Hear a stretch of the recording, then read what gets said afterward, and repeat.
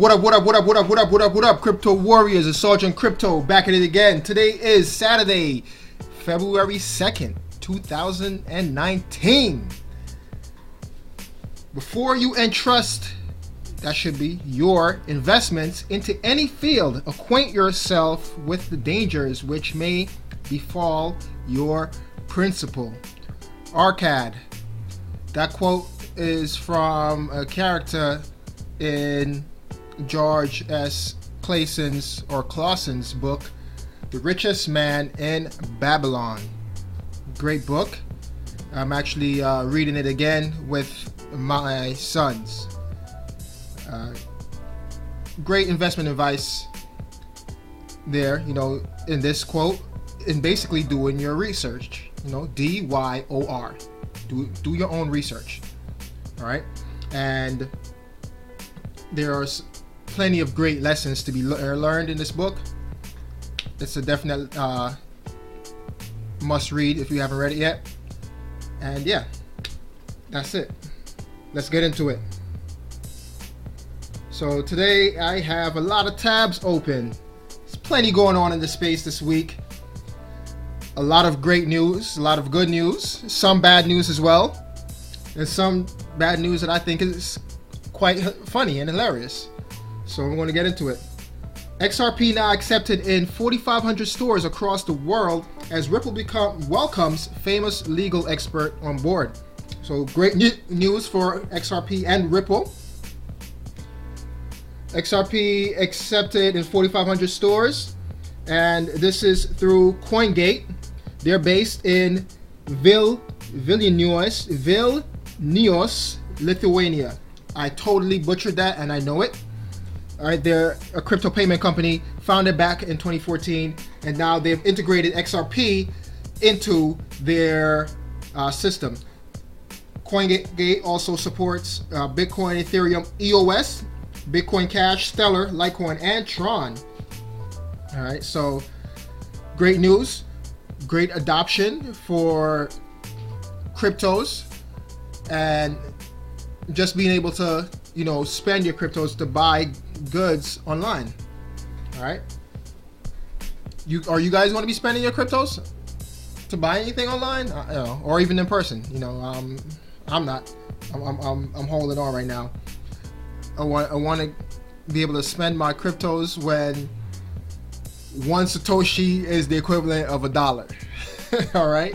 So that's what I'm waiting on.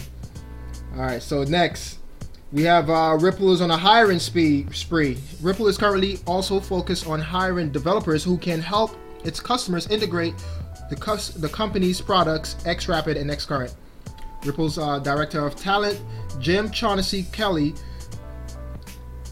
the new hires are vital as the company builds strategic partnerships around the world.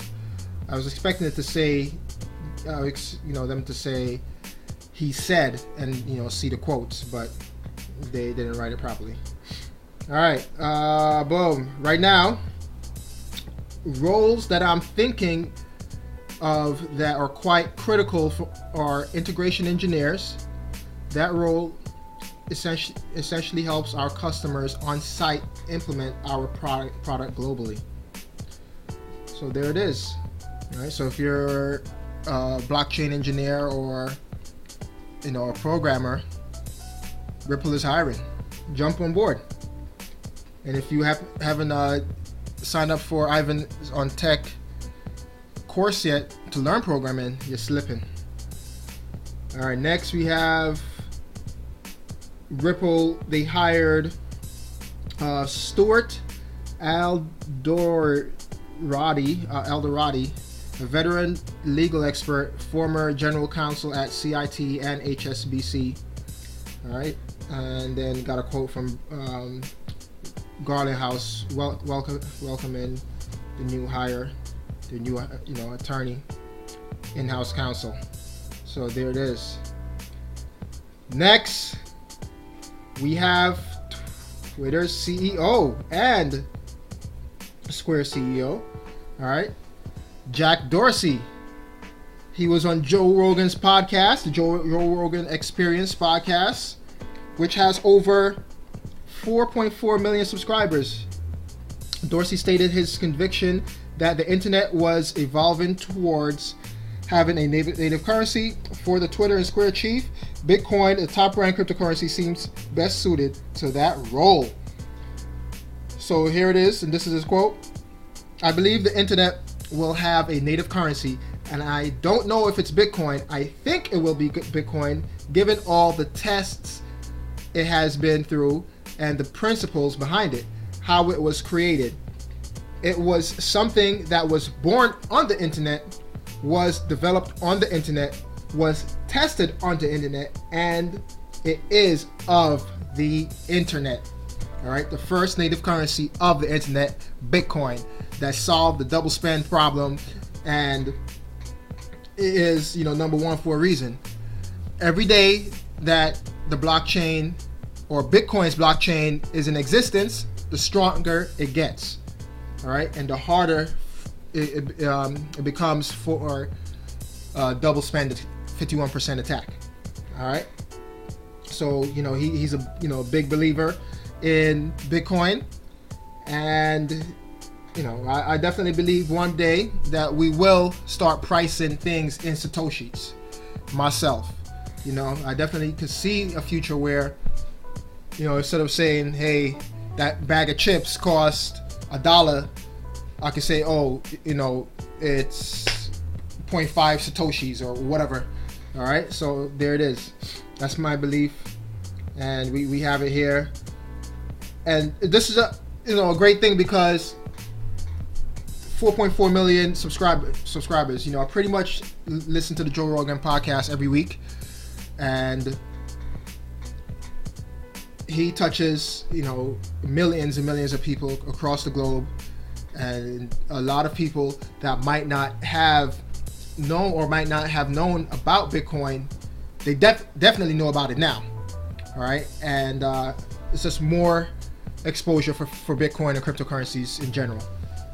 All right, next we have CZ. CZ has been winning all week, man. This is the king of the crypto exchanges, man. CZ, he's been winning all week, people, all week. He's been winning since 2017. Not even all week. He's been winning since forever, right? So I like this one right here. Actually, gave it a like, and he tweeted, "For any internet non-physical based business, I don't understand why anyone would not accept crypto for payments. It is easier, faster, and cheaper for integration than traditional payment gateways.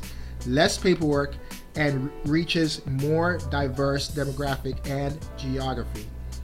So if you have an online business, shame on you for not accepting crypto. Shame on you. Shame on you for not accepting Bitcoin, because it is the native currency of the internet.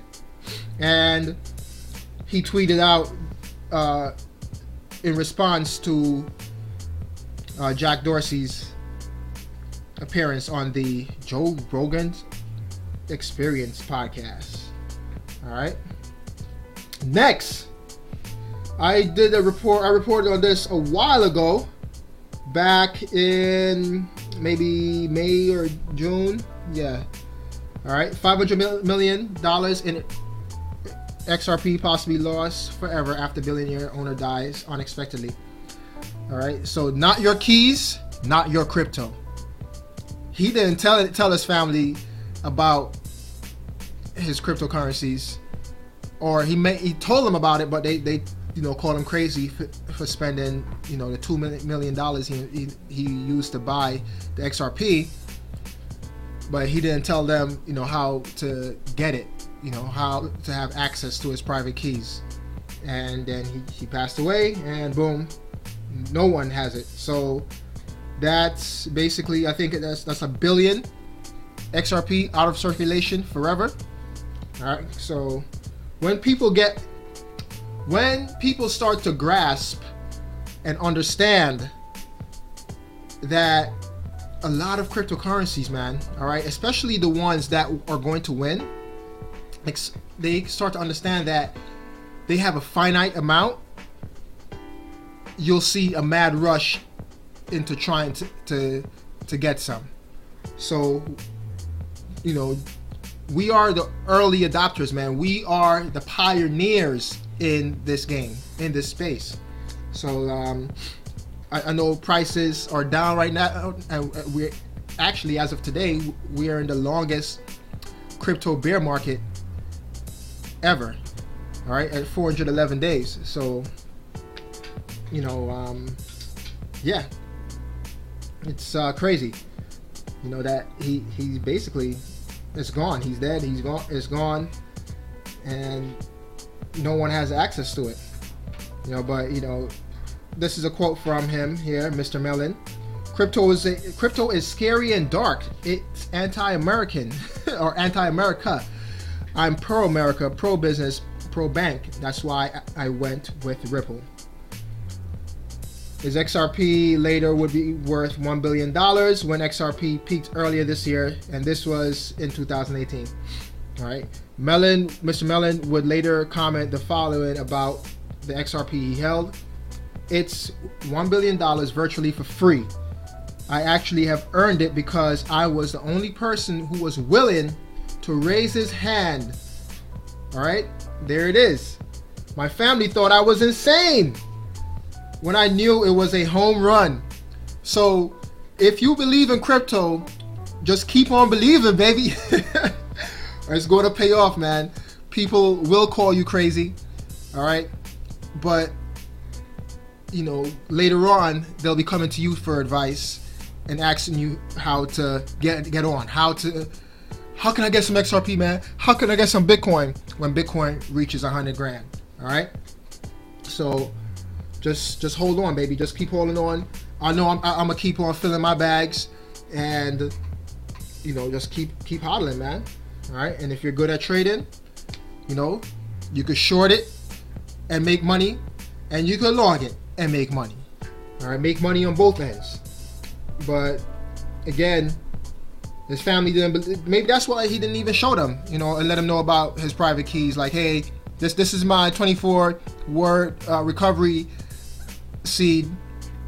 Here it is in this safe or what or whatever. He probably didn't show them because they thought he was crazy. So he's like, all right, no, screw you guys. You know, I'm gonna enjoy my money. All right. And we have this again, another unfortunate event.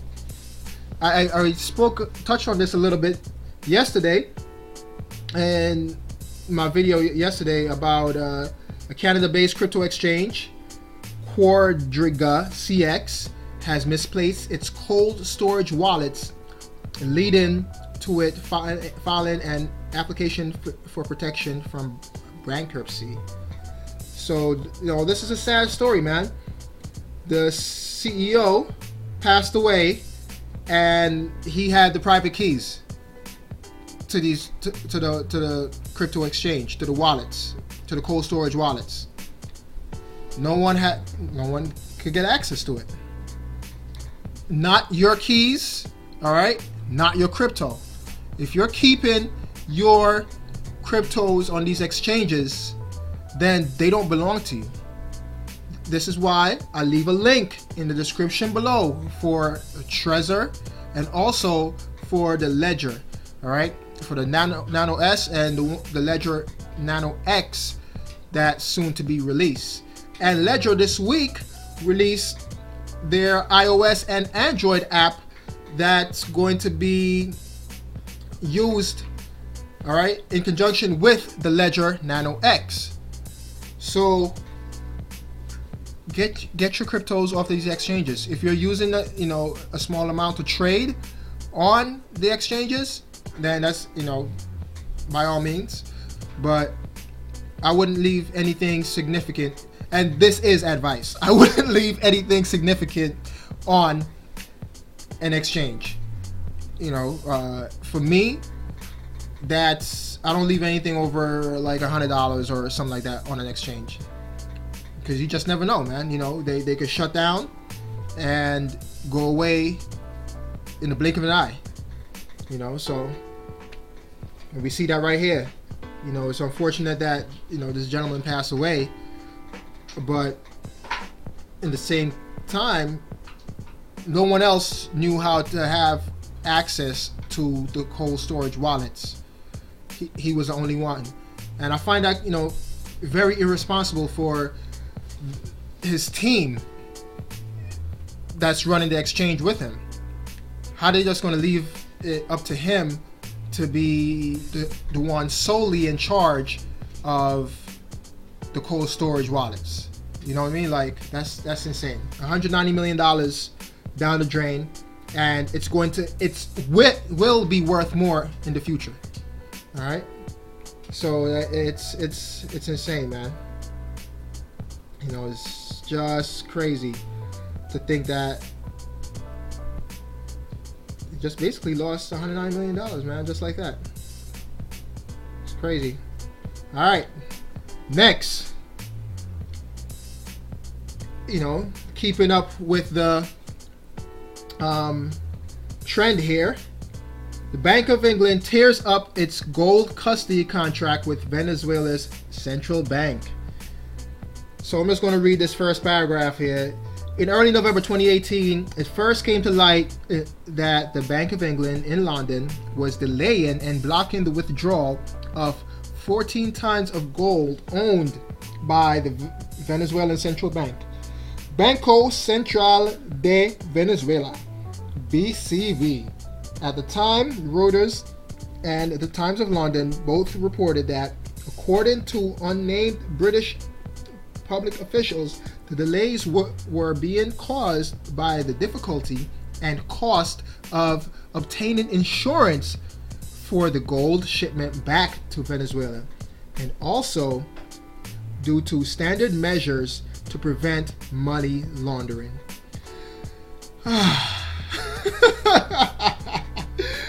Yo, this is funny. This is extremely funny. All right, not your gold. All right, not your vault, not your gold.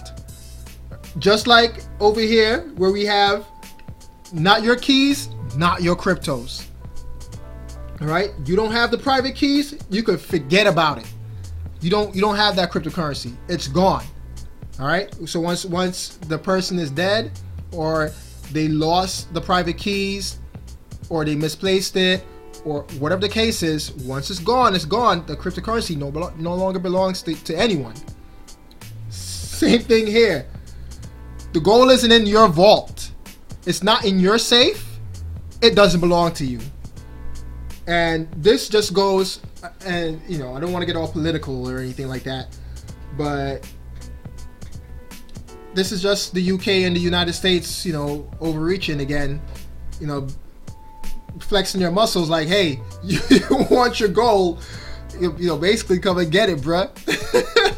You know what I mean? Like, Venezuela doesn't have an army or a military that they can use to say, all right, well, we're going to go to England and get our gold.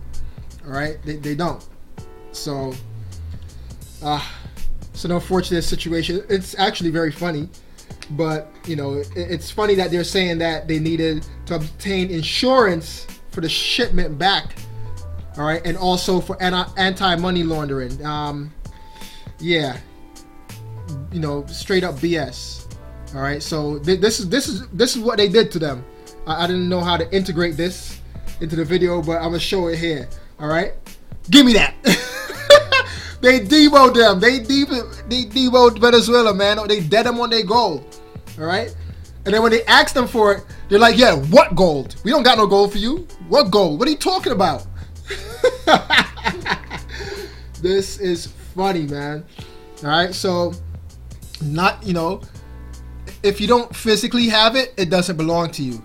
So the case for an ETF, like the gold ETF, if you don't physically hold that gold or that silver or that platinum, all right, it's not yours.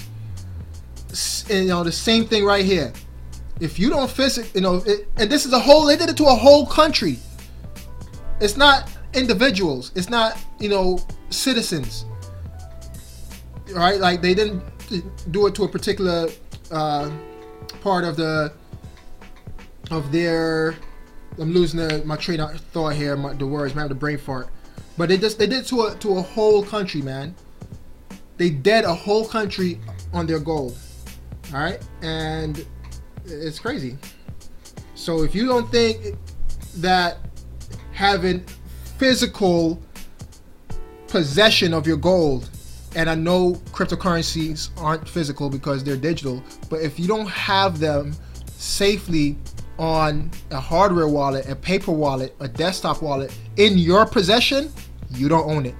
All right, and the government can go in there and tell an exchange, hey, shut down, we don't want those people over there to use it, or this account, we want to shut it down, or whatever the case is.